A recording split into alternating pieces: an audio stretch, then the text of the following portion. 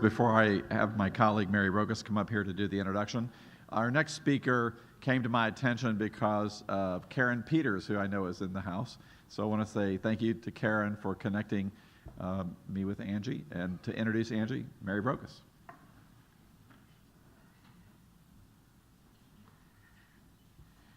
Good afternoon. Welcome back to The Big Story.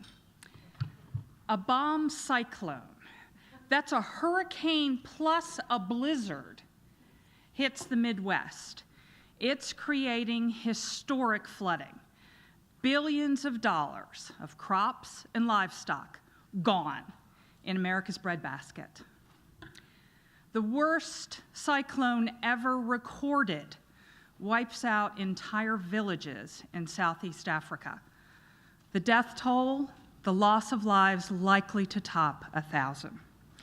When weather is a story, it's almost always the big story. And when it's the big story, television, across all of its platforms of content, dominates.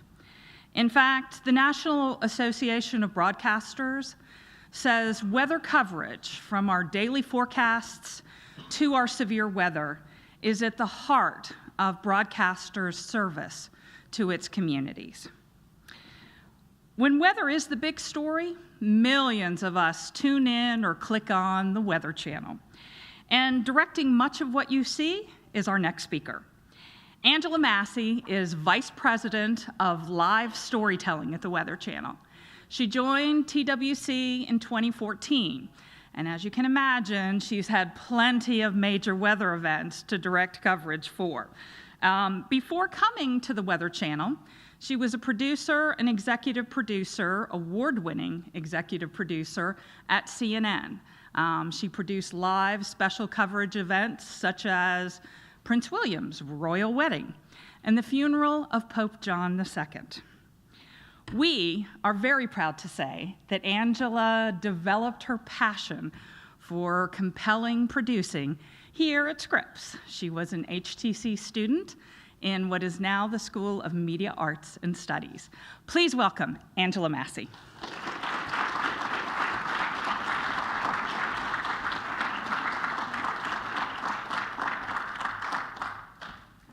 That's the woman who taught me how to create a TV rundown, just so you know.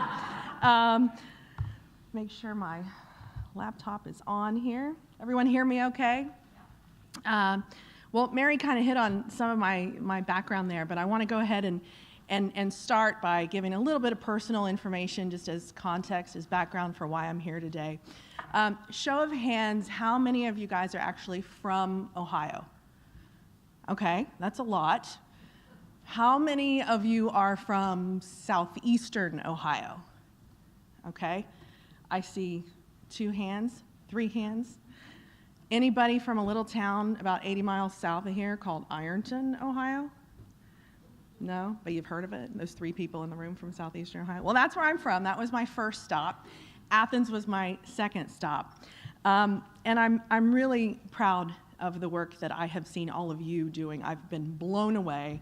I said to the organizers, it's going to be a really tough act to follow. You stuck me in the afternoon on day 2, and I'm afraid I'm going to pale in comparison to everything they've heard so far. But let's talk a little bit about my background. I went to HTC, Mary mentioned that. I majored in TCOM. Dr. Buzz Clift was my advisor. I told him I was coming back to speak today, and I'm sorry he couldn't be here to join us. But the topic for my thesis when I graduated from HTC was the difference, do women in TV news make different editorial decisions than men? And by and large, the answer was no. You're a journalist first before you're a male or female. You can read it over in Alden. It's stuck in the attic somewhere. And I went to work for the NBC affiliate, WSAZ, for a few years after I left here. That was a very rewarding experience. They have great internship programs in Huntington, and it's not that far. You can go work on a weekend and be back in time for class. And then I went to CNN for 11 years, as Mary said. Oops, I knocked something over. I went to CNN for about 11 years and got to cover some really exciting things in our nation's history, some live events. Producing live news is an adrenaline junkie's dream. But I now go to work at the Weather Channel every day with a sense of mission and passion that I did not realize was missing from my career prior to joining the Weather Channel. And so I want to talk to you about weather today and covering weather when it's the big story, because everyone relates to the weather. All ages, all audiences, all languages. So let me get into the weather part of my presentation today. Show of hands, who watches the Weather Channel in 2019? All right. Now, are there any broadcast meteorology or meteorology students in the room? I see one. All right, we're zeroing in on you, buddy, after this. You got to stick around for my colleague, Dr. Sikowski, too. So let me just tell you, if you haven't seen the Weather Channel in the last few years, it's not your grandma's Weather Channel.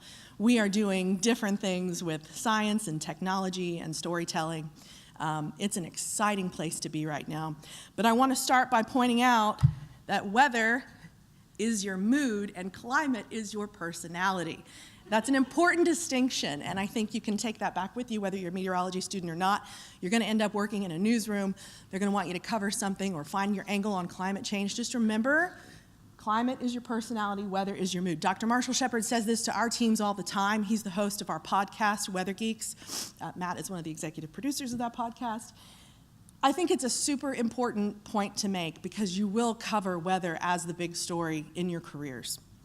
And so if weather is your mood, we've had some tropical mood swings in the last couple of years in this country. So I want to show you just a little bit of our work at the Weather Channel. Remember, I told you, it's not your grandma's Weather Channel anymore. What we're going to do is we're going to stay live on the Weather Channel.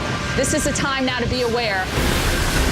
We have 18 crews out covering this from all angles. This is going to be a day where we are truly tested. Take this one seriously and be getting ready for a catastrophic event. We are going to report some significant damage. Buildings are now being overtaken by water. Look at that destruction.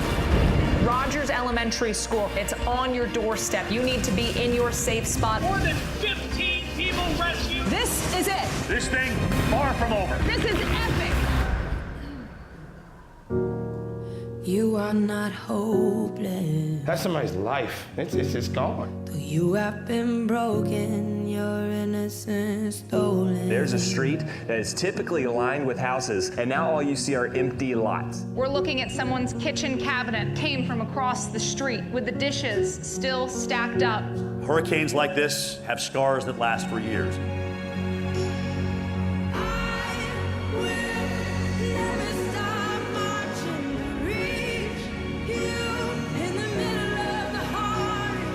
Get this thing pushed out of here. Get you guys to some dry ground. It is a desperate situation for so many. Please don't give up hope. Hey, Mama! Hey, baby, I'm okay. They will recover. They will come back. Oh, I will rescue you. So I still get a little verklempt when I see that video. It's something that our marketing team put together for another purpose, but I said, hey guys, can I borrow that video to take to OU, because I think it's just so powerful. And so what I want to do I'm going to talk more about how we do all of that live storytelling. That's super important, but I also just want to give you a little bit of career forecasting while I have you here and you're my captive audience. You're going to walk out of here with all kinds of ideas about what stories you want to cover, how you want to tell them, who you want to talk to, how you're going to present it, what platform you're going to present it on. And here's a little reality check. They will. Oh, We are sorry. going to report some significant damage. Buildings are now being. Let me exit out of. A little reality check is that you're not going to get to cover all those stories. No, Doug? Here we go. There are things called budgets. There are things called corporate media ownership agreements. There are rights and clearances, standards and practices. There's access to the subjects. I mean, you've heard some great stories from my fellow journalists here today about access that they got that was unique and exclusive. But I just think it's important that you hear that there is a dose of reality that will also come with this great storytelling, and it's some of these things that you're going to have to consider. Oh, and time. It takes time to tell really good stories. And who among you has not missed a deadline or missed a homework assignment or something because you just didn't have time to do it just the perfect way you wanted to tell it? So that's legit. But good stories all have wonderful characters. They have beautiful scenery, or memorable scenery. They have plot twists, and nature is full of those things. I want to talk to you a little bit about how we've chosen to tell storm coverage at the Weather Channel. Because content is king, and while we can go in the field and show you all those characters and compelling scenes and plot twists, we also have a duty and a mission that I mentioned before, to warn people and to give them the information that they need to make the decisions about their property, their lives, their families. And we take it very seriously. And so content is king, but content requires planning. And what I'm going to show you next took a lot of planning, weeks, months. Thankfully for us, unlike a general assignment news job, we have cycles. You know, weather comes in cycles. You have severe season, tornado season every spring. You have tropical weather, hurricane season every summer. You have winter storms, heat waves, you name it. You know it's coming. You might not know the exact time and date it's coming, but through study of climate, remember that's your personality, you can see trends over time, so you know what kinds of things you need to be planning your content around. And one of the things that the Weather Channel has decided to stake a claim in is immersive mixed reality. And I saw some of the stuff you guys are doing across the street at Scripps with virtual reality last night, and I was blown away. I'd love for all of you to come back to the Weather Channel with me now and see what the next stage in your storytelling can be, because we're going to take this into the storytelling of the future. This is immersive mixed reality. And so I want to show you, we call this surge effects. We launched this last summer, or early fall, I should say, for Hurricane Florence. And through our planning for tropical weather season, and because of our study of climate, we knew that there was going to be an extreme rainfall event with a tropical storm or hurricane. We had no way of knowing that the timing would end up being the F storm, Florence. But we had this ready to roll out at the beginning of tropical season, and sure enough, Florence formed. We tracked it, and we said, okay, now it's time. Let's pull the trigger and let's play surge effects. So let me show you what we did. Storm surge is often the deadliest part of a hurricane. Let me show you what that looks like, starting with a 1 to 3 foot water rise above normally dry ground. Now this might not sound like much, but remember, this is flowing water being pushed by the wind. We know that 1 to 3 foot of storm surge can knock you off your feet, stall out cars, and even carry cars away. It is too late to evacuate when the water rises to this level. But let's go above that. Let's go 3 to 6 feet, for example. Very large objects can be carried in this kind of flowing water. They can act as battering rams and enhance the damage. But let's go even above that. 9 feet of storm surge. This kind of storm surge is not survivable unless you move to the higher floors of whatever structure you happen to be in. So please follow the advice of the local officials and evacuate as ordered when a hurricane moves in.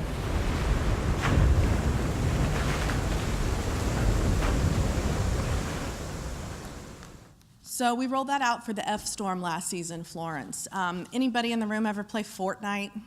Or you know someone who does play Fortnite? Okay. So yeah, everyone knows someone who plays Fortnite.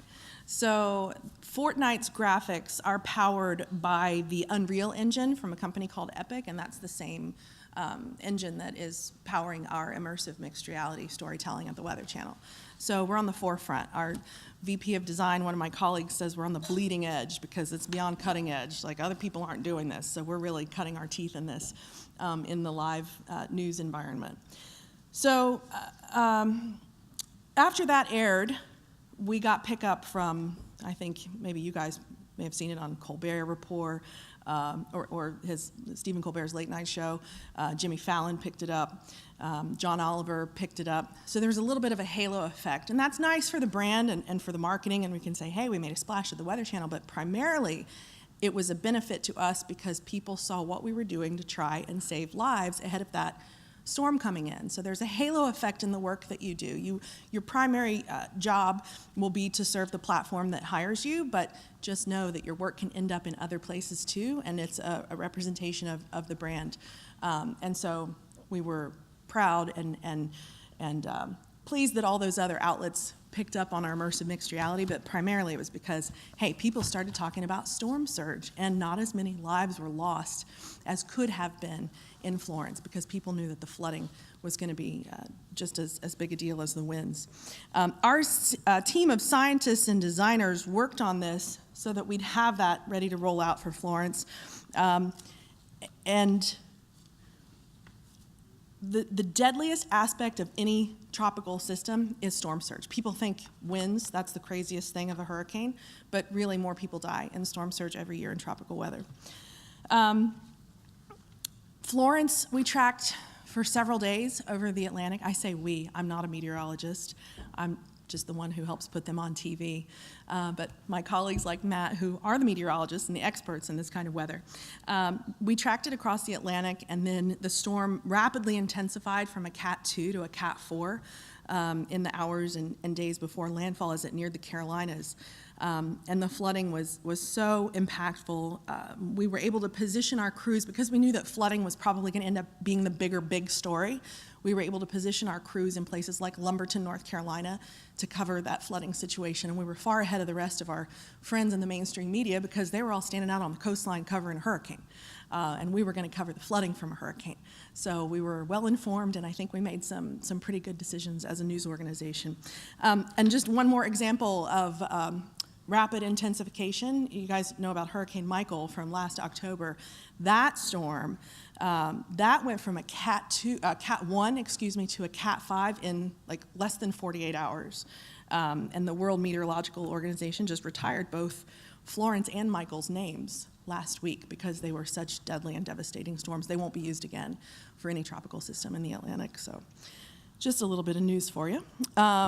So how do you plan for something like that? How did we know to have this thing ready to go when the time was right? So I'm going to talk to you a little bit now about planning for a hurricane. It looks like, now this might not sound like...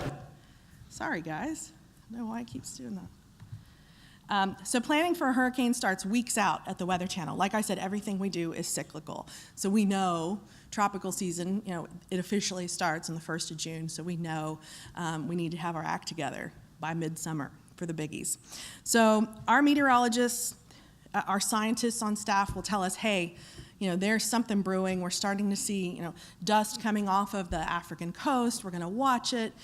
Conditions look like they might be right, or conditions look like they won't be ripe. The water temperatures might not be warm enough, or the jet stream might push it back out to sea. SST, sea surface temperatures. Matt told me to take that out, and I left it in. Sea surface temperatures. It's a big deal when you're talking about tropical weather formation. And on air, we start to engage our viewers in the science of this impending storm. We may not know exactly where it's going, but we know the scenarios. We know the different factors that will play into its path and its intensity. And then off air, behind the scenes, my producers and Booker and all the folks on the assignment desk, they're all working on dusting off our hurricane Bibles. And if you work in a major news network, I did hurricane Bibles I did news Bibles for like the royal wedding, space shuttle, last launch. You have to have all of your go-to facts on a one sheet. In this case, we will have organized by states and cities. Who are our go-tos? Do we have new governors, new emergency managers, new mayors in primary, tropical cities? We want to make sure that when the time comes, if we need to call them in the middle of the night, we're calling the right person, or if they need to reach us to get an important emergency management message out, they know who to contact to the Weather Channel, what shifts we're going to be on, et cetera, et cetera. So we dust off our hurricane Bibles and get those to the appropriate staff.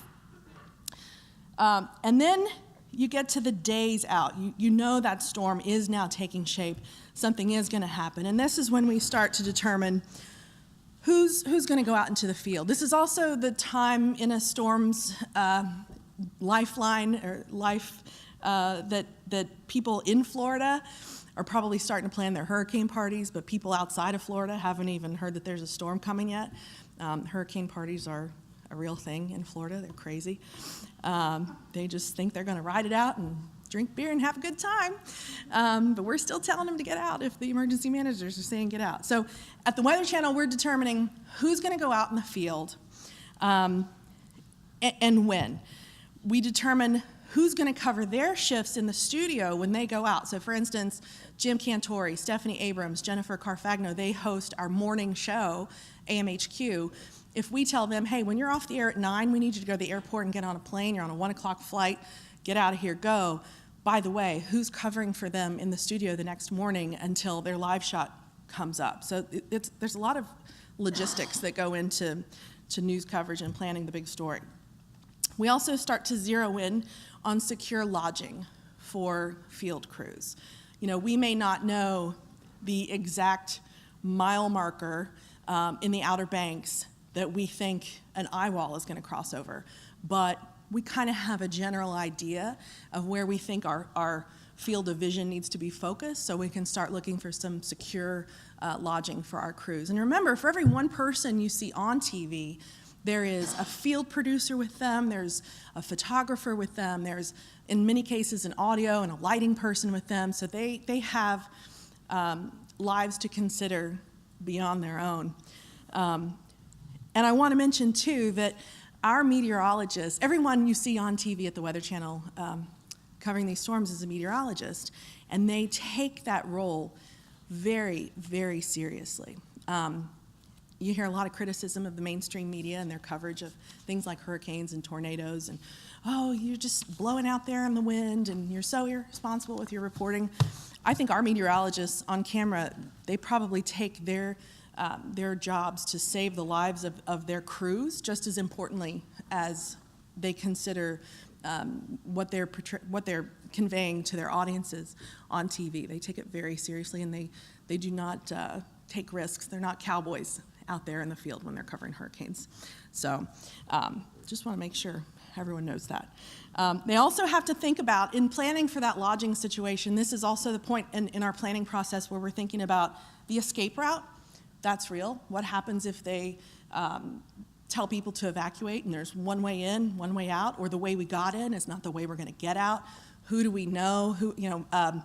Tanya earlier talked about fixers in international coverage, but that's kind of a thing that you can use domestically in covering a natural disaster too. There might be people along the way who will help you with supplies. We usually stock a truck and position them just outside of where we think the greatest disaster zone will be, so that as soon as things are safe, we can send someone in with fuel. Satellite trucks run on diesel in many cases. They're not going to get a live shot out of there if they don't have fuel to keep that truck running for 17 hours of your live programming day. So there are a lot of logistical things like that to consider. Stephanie Abrams, I mentioned her a moment ago. She's one of our morning meteorologists on AMHQ. This is what she looks like when she's posing for a nice studio shot. This is her covering Hurricane Michael last year. And you'll notice it says live from Panama City Beach, Florida. And I just want to point out that when I talk about how seriously these meteorologists consider their role in storm coverage, Steph and her crew were dispatched to the Gulf Coast a couple of days before Michael's landfall. And they were looking for secure lodging, safe, escape route, what's our position going to be.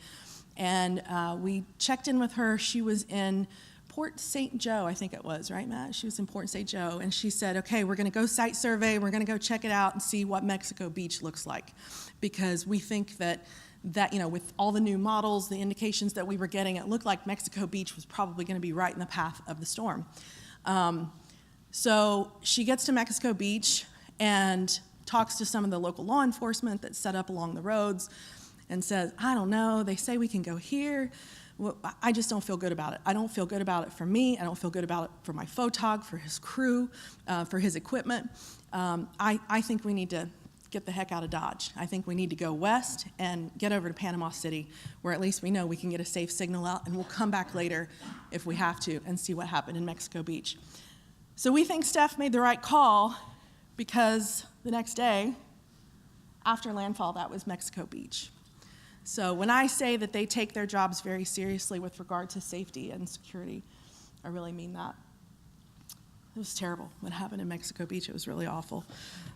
In fact, I don't know if you're going to talk about this, Matt, but we think they might come back and say that Michael was actually a Category 5 because the winds were so close to 155 miles per hour.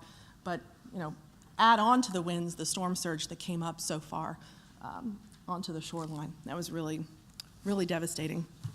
So back to that planning. While Steph and her crew and everyone else out in the field is trying to determine where they're going to tell the story remotely, we have things to do days out back at HQ in Atlanta.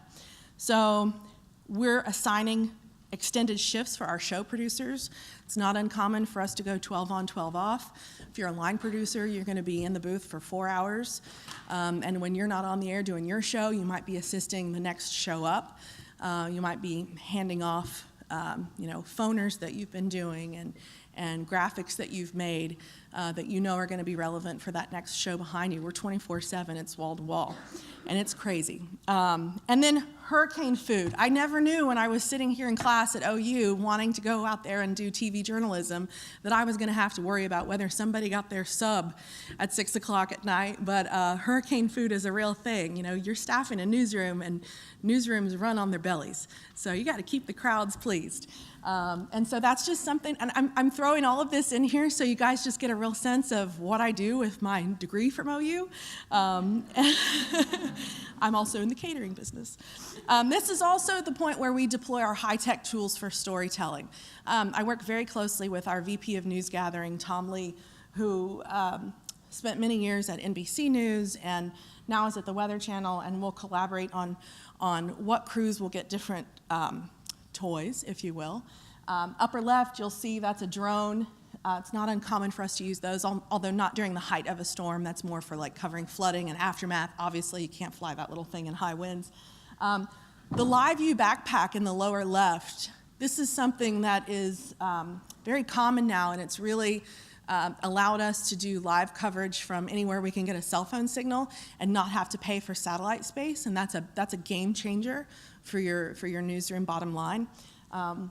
The middle picture on the top there, that's a 360 camera. This is probably not something you're going to use on a TV platform, but it's going to be your social media tool to give people a 360 sense. Maybe you do it in a Facebook Live after you've established your live storytelling shot.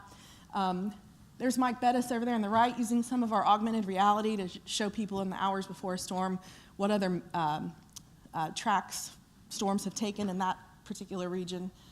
Those are some of the tools we use in studio. And then bottom center, that yellow box, we work with a freelance photographer and weather geek. He's a meteorologist who installs these cameras that we can track. As long as the storm doesn't destroy them, they'll keep transmitting a live signal. And so we were able to watch storm surge with his cameras from multiple locations, and it just gives you a much better view of what's happening, gives you the ground truth, so to speak, when humans can't stay and bear witness. So then let's talk 48 to 72 hours out in the lifespan of a storm. It's getting real. This was on the screen grab on the left was a shot of our air 2 days before Hurricane Michael's landfall.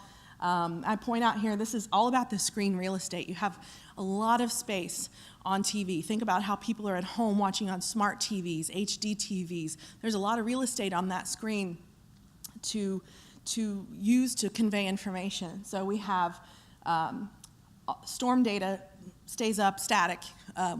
It's dynamic in that it's constantly updating and flipping and giving you information, but we're not getting off that primary storm data in the upper right and the lower right quadrants.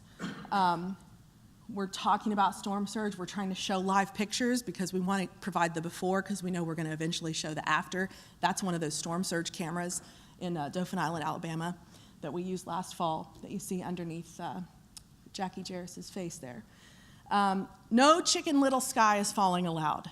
That is like rule number one. I told you that mission is critical to the tone that we have on the Weather Channel, and one of our tropical weather experts is former director of the National Hurricane Center, and I think he has done a tremendous job with helping all of us message the proper tone to match the severity and intensity of each tropical situation.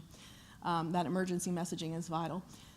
You saw in my last slide, we roll out some of those augmented reality tools. I showed you the IMR of storm surge. And then, anybody know what ad sales and traffic do? Because they're kind of important in television. And in fact, I was touring at WOUB this morning, and I saw someone, Joan Pittman, who was in traffic, and she says, "Oh yeah, I'm still doing traffic." I said, people need to understand what it is you do before they walk out of this building, because it is so important. Traffic keeps track of your commercial logs, and when you're in the middle of hurricane coverage, you don't want to stop coverage and go to a commercial break that has something really inopportune.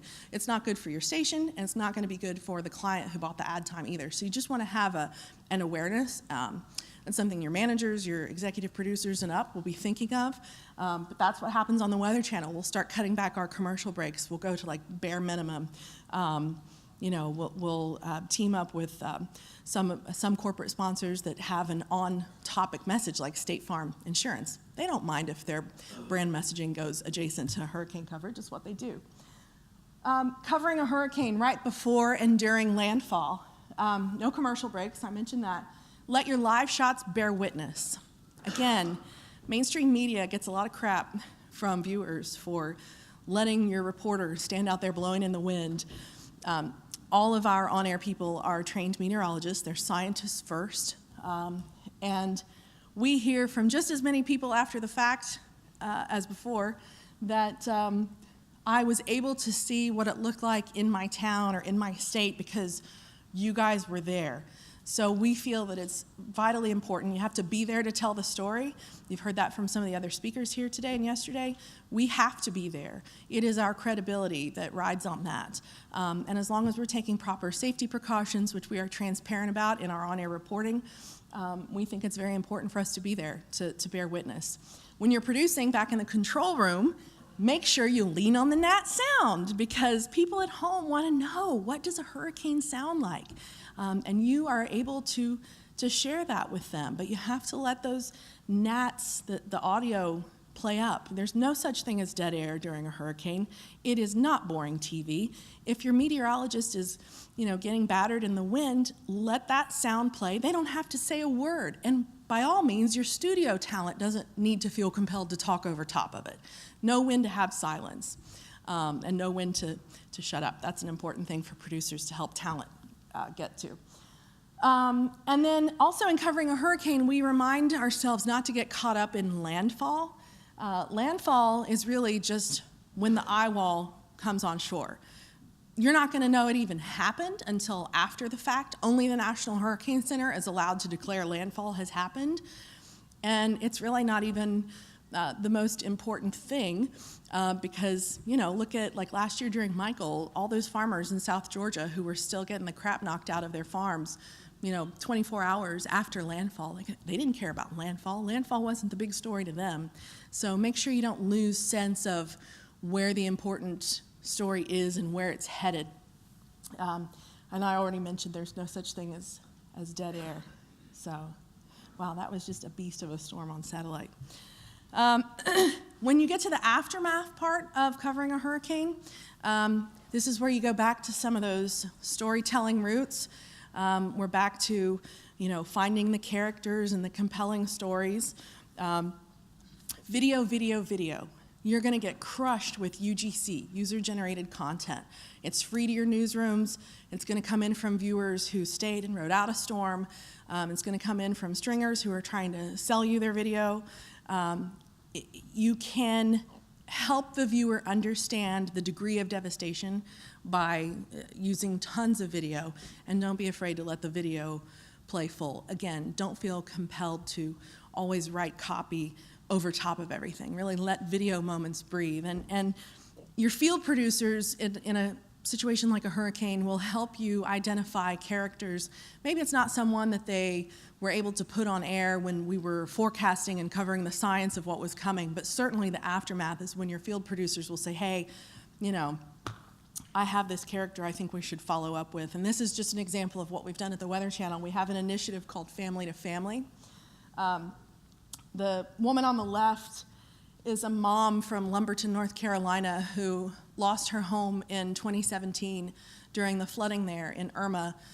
2018, she had just finished rebuilding, and she lost it again during the flooding in Florence. And our field producer was able to make a human connection with her and say, let us tell your story. Let us tell people what's happening here in North Carolina. The couple in the middle, they live on the Gulf Coast of Florida, and they lost everything during Michael, and they are the most uplifting and positive, glass half full couple you will ever meet.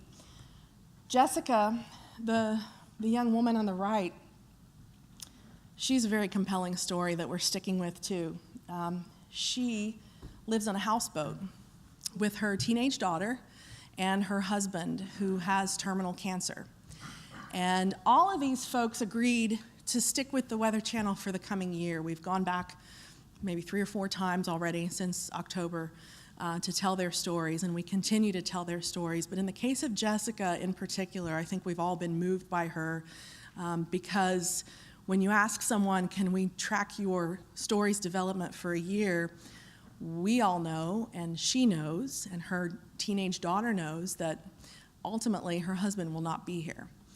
He is terminally ill, and he will not be able to live in the new house that they're building, and he will not be able to see their life rebuilt on the Gulf Coast because he is terminally ill. And every time we do an update on one of these families, particularly in Jessica's case, again, we see their GoFundMe accounts just skyrocket. People care, viewers care, they want to help. We're able to touch them with stories about science and real people, connecting to them in a way that gives them a role to play in the big story. So I want to show you, now that I've told you, I've kind of broken it down piece by piece. Here's how we plan, weeks out, days out, you know, IMR, surge effects, all that good stuff. I want to show you what it looks like behind the scenes. And if you'll bear with me, this is like a 5-minute video, but this is an example from 2017 when we covered Hurricane Matthew. And Matthew was, well, it was a wild storm too. We've had 2 really wild back-to-back Atlantic hurricane seasons, but you'll see a lot of my colleagues behind the scenes here, and I felt like, you know, Matt reminded me that we had this video produced by someone in-house, and he said, you should show them that because it really sums up everything that you've told in piece by piece. So watch this and see, this is how we do it at the Weather Channel.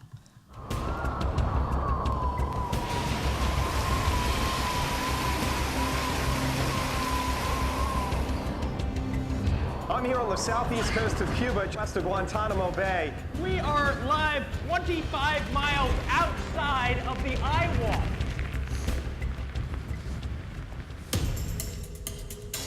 That right there is a donut of destruction, and wherever that comes over the coast, there's going to be severe wind damage.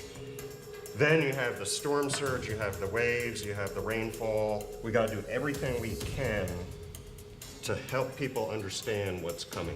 No matter what your role is on this team, you have a role in potentially saving lives. As the shirt says, this is what we do. We do have a preliminary idea of where we're sending people. Fort Pierce with Seidel, he would come up at 9 o'clock tonight and stay live up until 3 in the morning. We'll kind of double team this with Jim Cantori coming up at 1.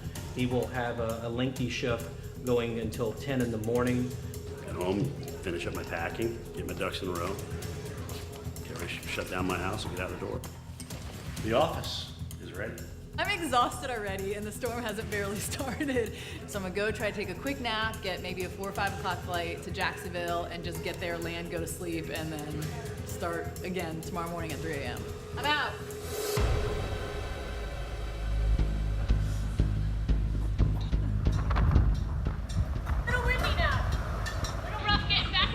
Inside the room. We're gonna go live in about 10 minutes again. We did our first live shot, which is awesome. bringing horizontal rain, whipping around. Water's coming about 1,000 feet in. We have noticed those winds significantly picking up. If you want to be live, you don't have to be stuck to one location or tied to a truck. They have their portable technology with them that they are literally taking wherever they go that allows them to transmit live from the field. You know, back in the day, it used to be you'd be lucky if you had one helicopter even to deal with. Now you've got live views, you have social media, you've got every kind of stream that's available, so we can cover it better probably than any storm's ever been covered. We always have to worry if we're along the coast whether storm surge is going to be an impact. We want to make sure that they're high enough above ground to avoid being trapped. They got to take the truck that's on the beach, move it to the hotel for protection. The biggest thing we can offer is expert analysis from our experts. We have the best experts in the world. We think there's going to be serious storm surge flooding. It's going to get a lot worse as we go into this evening. 10 to 15 feet of storm surge. It's a little bit of adrenaline, but really it's just, you know, this is why we're here. So it's kind of when the job kicks in, and this is why we work at the Weather Channel. There's a surprising amount of calm during a very, very intense storm. And I think that's because the Weather Channel is really in many ways a well-oiled machine. Everybody knows what they've got to do. We're just about the business of figuring out what is this thing going to do, how can we communicate that, and let's get to doing it. We drill for this. We're ready to go. We know what to do. We figure out what our schedule should be, where our field teams should be, how we're going to be using social media, and then we're very, very good at adjusting on the fly from there. 5, 4, 3, 2, 1. This is really the nerve center of what you're seeing and how you're getting everything on the air. Bettis rim 2, he'll toss to Mark Barger, he's on rim 6. Hey Mike, are you ready with the mayor? Getting a new video from Hilton Head. Just play the whole thing as a saw it full. He's going to go to downtown Charleston, and I may call on you or staff. We have 2 production controllers alternating in 4-hour blocks for the next 4 days. We don't really know exactly when it's going to stop, and we know that we're set up to do it as long as we need to. We're coordinating the live coverage and keeping track of the crews. Is Reynolds still doing 1150 live or not? I guess they're feeding it in as live now. Well, we're reporting that they're evacuating all the counties. We're providing it for all of the local affiliates, CNBC, MSNBC. We're also helping some international partners. Now, all that in coordination with keeping track of press conferences. If Matthew directly impacts Florida, there will be massive destruction. We want to make sure that we minimize any possible loss of life. We are going to move the evacuation to tomorrow morning. This is about as bad as it can get.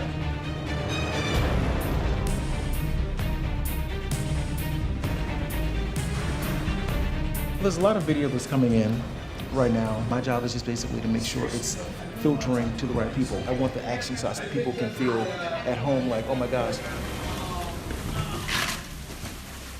I think I probably cut about 250, 300 pieces of video.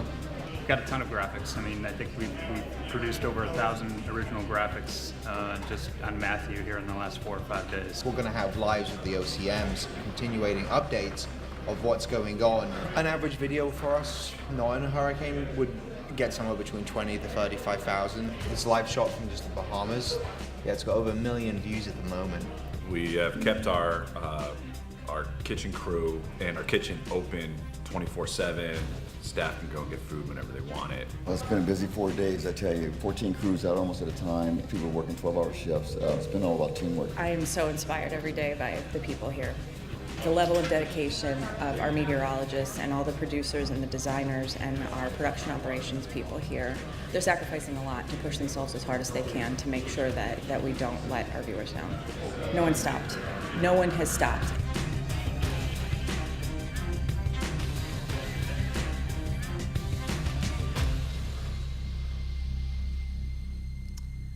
I'm just so proud of that team and so proud to be able to share a little bit of what we do with you.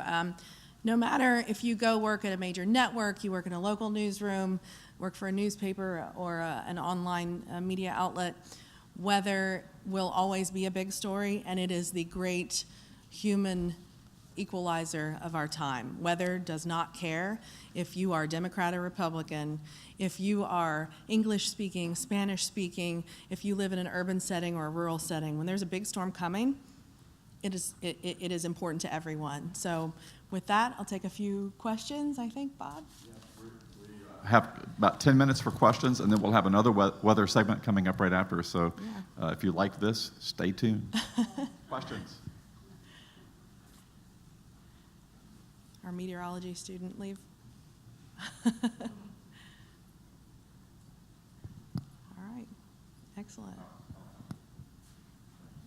Okay.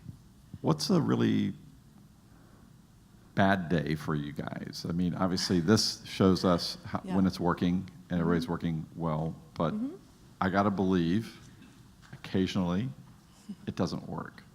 Yeah. So what happens? Well, I'll tell you, a bad day for us is when it's 75 and sunny and nobody needs to tune into the Weather Channel. Frankly, that's a bad day for us. You know, covering weather events is no different than covering any major national news event. There are going to be live trucks that fail. There are going to be instances where law enforcement comes out and tells you have to leave or you can't do your shots from here. There are going to be, you know, transmission issues or access issues. You know, there are going to be those times. Thankfully, they are few and far between. And again, with the mission of the Weather Channel, everyone is just so focused about saving lives and saving property that, you know, we always say when the weather's the worst, we're at our best. And it sounds cliche, but it really, really is true. So I have a follow-up, and then we'll hand it off to Mary. You talked about weather, but at the beginning you talked about climate. Sure. And obviously there's a relationship, but climate is also one of those very hot political topics. Sure. And I'm wondering where you guys feel the line is for you to talk about climate change. Sure. So we think it's really important that we not segment off or fragment off climate change as a special segment within a Weather Channel program. We don't say, now it's time for your climate change minute. It is so woven into the fabric of extreme weather that it is unavoidable. One thing you won't get on the Weather Channel is any kind of political take. Science is what we do, and like I said before, we are scientists first. And so, you know, facts are facts, and the audience may not like it, or pundits or politicians may not like what they hear, but we cannot, as weather experts on TV, ignore the fact, say for instance, like our tropical weather experts you saw there, you know, hey, these heavy rainfall involved storms are getting bigger, stronger, more frequent. And of course there's a factor to that is climate change. We can't run from that. It just has to be woven into the fabric of what we do. Hi, how are you? Hi, great, thanks for coming. So this week, the Pew Research Institute just came out with a study that showed that local news, how extremely important local news is to communities. And the number one thing that people pay attention to in local news is the weather. Sure. All right? So as someone, when I graduated, or before I was in school, I took a meteorology course in college because I thought there would be an opportunity for me at some point to actually have to cover the weather. So not everybody in this room is going to end up at the Weather Channel. So what advice would you give these people who could end up at community newspapers about how they want to go about covering weather in their area and keeping it relevant for the local communities? Sure. You've heard that quote, all politics is local. All weather is local too. I mean, we just happen to have a national platform, a national megaphone for our work at the Weather Channel, but you know, it's the first thing that people talk about when you get on a crowded elevator. It's everywhere. It's ubiquitous. And so I would say whether you're going into a TV newsroom, you know, I would make friends with that meteorologist right away, because at some point you're going to be shipped out to assign, to cover a story you've been assigned that will somehow be related to a natural disaster. I mean, look at what happened in Nebraska in the last 2 weeks. You think it's only the meteorologists covering that? I mean, there are reporters standing out there in the mud watching those farmers try to rescue their cattle, talking to people whose lives have completely been washed away. And I bet you the best reporters on the ground are the ones who have communicated the most with their meteorologists to know where to go, what rivers are still rising. I'm not going to get that from my assignment editor. They can tell me a lot, especially if they've been in the newsroom for 30 years, but I want to go check in with my meteorologist to know, hey, what are the river gauges doing? I know everyone's kind of going to this story, but where's the story going to be next? What story do we need to be telling and forecasting for and warning people about? So absolutely make friends with your newsroom meteorologist, because weather will be news at some point in your career. I think there was As I was looking for the Weather Channel Twitter feed, I noticed some international weather channels. So how much is that associated with what you do? So interesting side note, and we can talk more, anyone who's interested about the business side, but the Weather Channel on TV is no longer associated with the Weather Channel that you see on digital. We split the company a couple of years ago. IBM now owns weather.com. And we have the cable network. And so you might see different types of storytelling if you use the mobile app versus if you come to the TV network. So I work for the TV network, as does Matt, and we have kind of put our stake in the ground as we're going to be the live storm experts on television, and it's been working well. And the Weather Channel television network was sold last year to Entertainment Studios, which is owned by Byron Allen. And he has been a wonderful supporter of the Weather Channel and a great supporter of the management team and giving us the tools we need, the resources that we need to go out and cover storms and do great television. So you're focused domestically?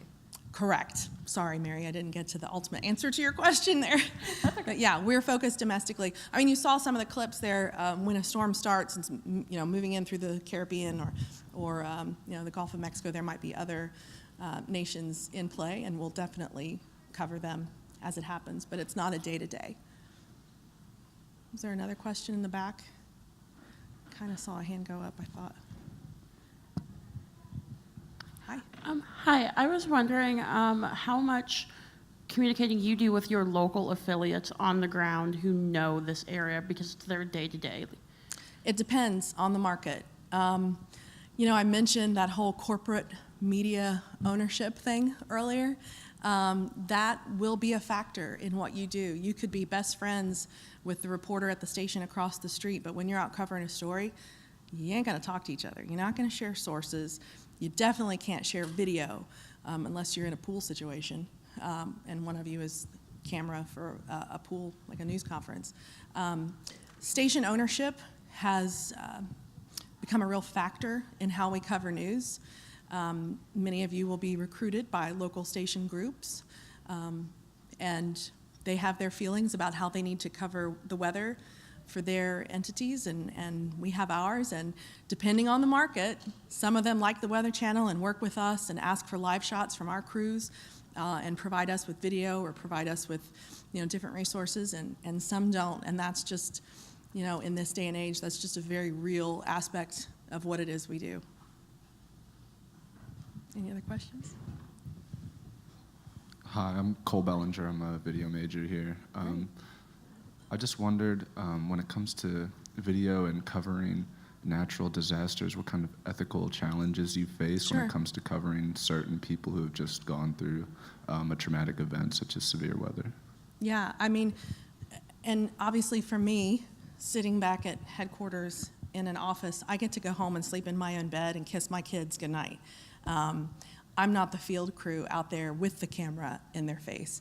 I'd like to say that the Weather Channel doesn't, we're not known in the industry for sticking cameras in people's faces right after a disaster. Typically, when we show up, people are welcoming to us because they watch us, and they may have even watched us for the forecasting of the event. We'll see that a lot of times when we send crews to cover tornado aftermath. They'll invite us in.